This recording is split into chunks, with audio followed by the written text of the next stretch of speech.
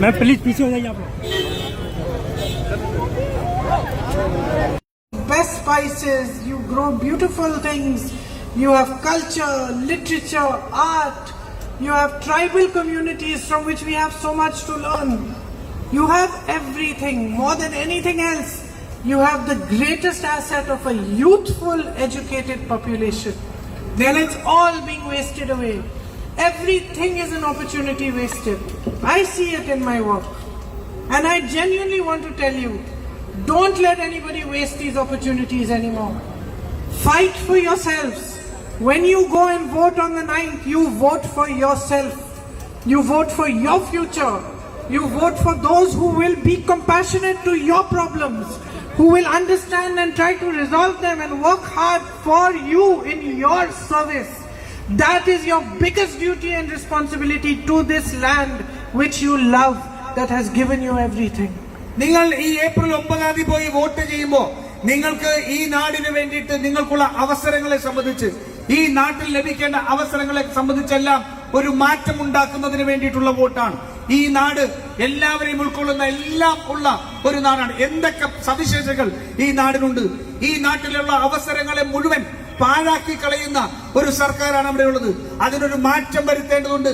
ആ മാറ്റത്തിന് വേണ്ടി നിങ്ങളെ കേൾക്കാൻ കഴിയുന്ന, നിങ്ങളുടെ പ്രശ്നങ്ങൾ സഹാനുഭൂതിയോടുകൂടി മനസ്സിലാക്കാൻ കഴിയുന്ന, നിങ്ങൾക്ക് വേണ്ടി പ്രവർത്തിക്കാൻ കഴിയുന്ന ഒരു നേതൃത്വത്തെ നിങ്ങളുടെ ഭരണതലത്തിലേക്ക് കൊണ്ടുവരുന്നതിന് വേണ്ടി നിങ്ങൾക്ക് ലഭിക്കുന്ന അവസരമാണ് ഈ ഏപ്രിൽ 9. അതുകൊണ്ട് നിങ്ങൾ വോട്ട് ചെയ്യാൻ പോകുമ്പോൾ കഴിഞ്ഞ 10 വർഷക്കാലം നിങ്ങൾ അനുഭവിച്ച ദുരിതം എന്താണെന്ന്, നിങ്ങൾക്ക് നിഷേധിക്കപ്പെട്ടത് എന്താണ് എന്ന് നിങ്ങൾ ഓർക്കണം. For me it is an honor to be your representative. It's truly an honor. My respect for you, for the people of Kerala, grows every single day. I learn from you. I feel proud of you. When I see a nurse from Kerala in Delhi, in a hospital in Delhi, looking after my mother, and when I talk to her, I feel proud that she's from here. I feel proud at her competence, at her efficiency, and yet I feel sad when she tells me she could not get a job in her own state. That's why she came away. When I see a man helping with the baggage in the airport in Dubai or in Abu Dhabi, I feel proud that look, here's a young man making a living far away from home. Look how beautifully and efficiently he's doing his job. But I feel sad that he couldn't get that same job closer to his family, where he wouldn't have to suffer any kind of humiliation or any kind of indifference because he didn't belong. എന്നെ സംബന്ധിച്ചിടത്തോളം നിങ്ങളുടെ ജനപ്രതിനിധിയായി ഇരിക്കാൻ കഴിയുന്നത് ഒരു അംഗീകാരമാണ്. ഈ നാട്ടിൽ നിന്ന് എനിക്ക് ഒട്ടേറെ പഠിക്കാൻ കഴിഞ്ഞിട്ടുണ്ട്.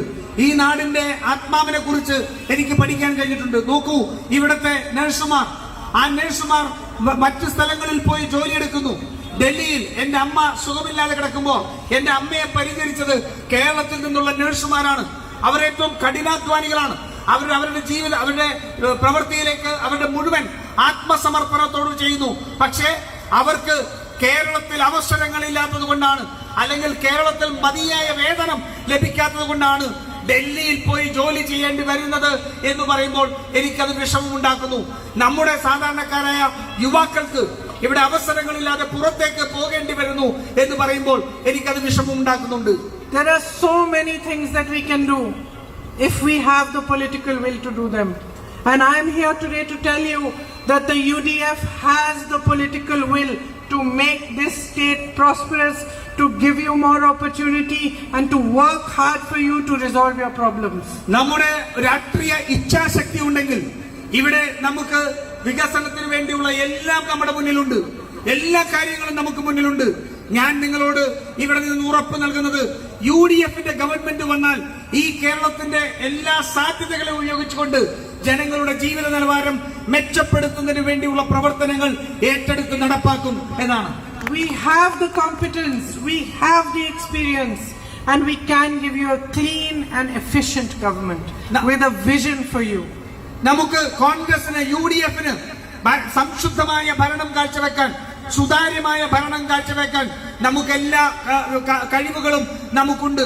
അത് നമ്മൾ നമ്മുടെ ഭരണം അധികാരത്തിലേക്ക് എത്തിയാൽ ആ ജനങ്ങളുടെ ഇച്ഛയ്ക്കനുസരിച്ച് സുതാര്യമായ ഭരണം, ഏറ്റവും എഫിഷ്യന്റ് ആയ ഒരു ഭരണ സംവിധാനം ഉണ്ടാക്കും. So support us in this election. This is my appeal to you. You know Bashir ji, you have supported him again and again. But with each and every vote of yours, you will make us stronger to be able to make the government in the state. And if we have a government in Kerala, then we can all work together, your MPs, your MLAs, to give you a strong and bright future. That's what we want to do more than anything else. അതുകൊണ്ട് എനിക്ക് നിങ്ങളോട് അഭ്യർത്ഥിക്കാനുള്ളത്, നിങ്ങളുടെ ഇപ്രാവശ്യത്തെ പിന്തുണ vote അത് UDF നൽകണം. നിങ്ങൾക്കറിയാം, PK Basheer നിങ്ങളുടെ സ്ഥാനാർത്ഥിയാണ്. നിങ്ങൾ പലതവണ അദ്ദേഹത്തെ പിന്തുണച്ചിട്ടുണ്ട്.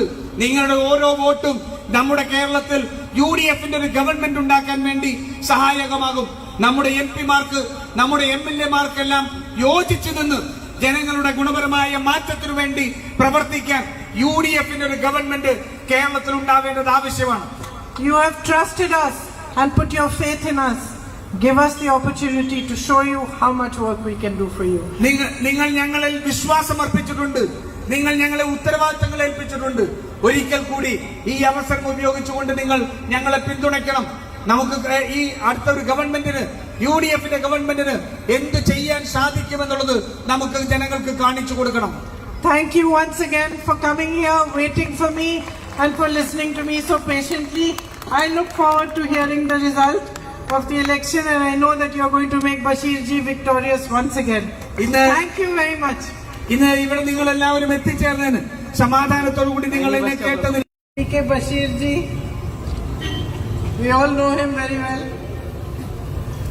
and all my colleagues from the UDF who are on the stage here, I welcome you to this meeting and thank you for being here. Thank you for waiting for me for so long. I'm sorry I got late.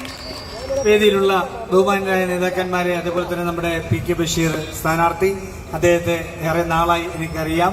അതുപോലെ തന്നെ ഇവിടെ എത്തിച്ചേർന്നിരിക്കുന്ന UDF കോൺഗ്രസിന്റെ പ്രവർത്തകരെ ഞാൻ ക്ഷമാപണം നടത്തുകയാണ്. കുറെ നേരമായി നിങ്ങൾ കാത്തിരിക്കുന്നു. നിങ്ങളിവിടെ എത്തിയതിന് നന്ദി രേഖപ്പെടുത്തുന്നു. I've been making election speeches from this morning. So last speech I said I don't want to lecture you, and then my people in the car were telling me, but you said not to lecture, but 1 hour you were talking only. ഞാൻ രാവിലെ മുതൽ ഇന്ന് തെരഞ്ഞെടുപ്പ് പ്രചാരണത്തിൽ പ്രസംഗിച്ചുകൊണ്ടിരിക്കുക. ഇതിനു മുമ്പ് നിലമ്പൂരിൽ നിന്ന് പറഞ്ഞു, എനിക്ക് വലിയൊരു പ്രസംഗം നിങ്ങളുടെ മുമ്പിൽ നടത്തേണ്ട ആവശ്യമില്ല എന്ന് പറഞ്ഞു. പക്ഷെ തിരിച്ച് കാറിൽ കയറിയപ്പോൾ കാറിലിരുന്ന് നമ്മുടെ കൂട്ടുകാർ പറയായിരുന്നു, പക്ഷെ നിങ്ങൾ 1 മണിക്കൂർ അവിടെ സംസാരിച്ചു എന്ന്. So I'm going to genuinely try not to lecture you. അതുകൊണ്ട് ഞാൻ ആത്മാർത്ഥമായി തന്നെ നിങ്ങളോട് വലിയൊരു പ്രഭാഷണത്തിന് നിൽക്കുന്നില്ല. Look, I want to say a few simple things. I've been your MP now for 1.5 years. You have showered me with love and affection. You have literally opened your hearts to me.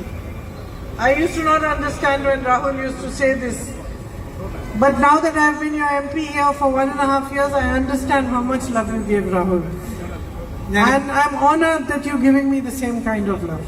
ഞാനിപ്പോൾ 1.5 വർഷമായിട്ട് നിങ്ങളുടെ MP ആണ്. ഞാൻ പറയുന്നു, ഞാൻ എവിടെ ചെന്നാലും നിങ്ങളുടെ സ്നേഹം കൊണ്ട് എന്നോട് സ്നേഹം ചൊരിയുകയാണ് നിങ്ങൾ ചെയ്യുന്നത്. എന്റെ സഹോദരൻ രാഹുൽ ഗാന്ധി നേരത്തെ ഇത് വയനാടിന്റെ ഈ സ്നേഹത്തെ കുറിച്ച് പറഞ്ഞപ്പോൾ എനിക്ക് മനസ്സിലാവില്ലായിരുന്നു. പക്ഷെ കഴിഞ്ഞ 1.5 വർഷമായിട്ട് ഞാൻ ആ സ്നേഹം നിങ്ങളിൽ എല്ലാവരിൽ നിന്നും അനുഭവിക്കുന്നുണ്ട്. So basically, if I look at the last 1.5 years of my work here, what has been the thing that I have found most frustrating? ഞാൻ ഇപ്പോ ഇവിടെ കഴിഞ്ഞ 1.5 വർഷമായിട്ട് MP എന്ന രീതിയിൽ എന്റെ പ്രവർത്തനങ്ങളെ കുറിച്ച് നോക്കുമ്പോൾ എനിക്ക് ഏറ്റവും കൂടുതൽ അസ്വസ്ഥത ഉണ്ടാക്കിയിട്ടുള്ള കാര്യം എന്താണ് എന്ന് ഞാൻ ആലോചിക്കുകയായിരുന്നു. As an MP from an opposition party, I found it most frustrating that there's so much work that can be done and I'm not able to finish it because of the state government or because our party is not in power in the center. ഞാൻ MP എന്ന നിലയിൽ കഴിഞ്ഞ 1.5 വർഷമായിട്ടുള്ള പ്രവർത്തനം നടത്തുമ്പോൾ ഒരു പ്രതിപക്ഷ MP എന്ന നിലയിൽ അനുഭവിക്കുന്ന ഏറ്റവും പ്രധാനപ്പെട്ട പ്രശ്നം, നമ്മൾ ജനങ്ങൾക്ക് വേണ്ടി ചെയ്യാൻ കഴിയുന്ന കാര്യങ്ങൾ, ചെയ്യാൻ മുൻകൈ എടുക്കുന്ന കാര്യങ്ങൾ അത് പൂർത്തിയാക്കാനും പലപ്പോഴും മുന്നോട്ട് കൊണ്ടുപോകാനും കഴിയുന്നില്ല എന്നുള്ളതാണ്.